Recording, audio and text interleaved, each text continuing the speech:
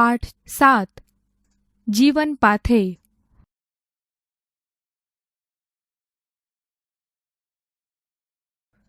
લેખક પરિચય. બાળદોસ્તો, જીવન પાથેય પાઠના લેખક છે શ્રી દત્તાત્રેય બાલકૃષ્ણ કાલેલકર. તેમને કાકા સાહેબના હુલામણા નામથી લોકો ઓળખે છે. તેમનો જન્મ મહારાષ્ટ્ર રાજ્યના સતારામાં ઈસવીસન 1885માં થયો હતો.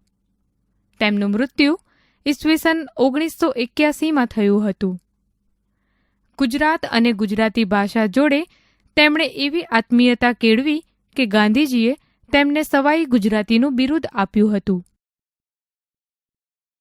હિમાલયનો પ્રવાસ, રખડવાનો આનંદ, જીવનનો આનંદ, જીવન લીલા, જીવન સંસ્કૃતિ વગેરે તેમના જાણીતા ગ્રંથો છે.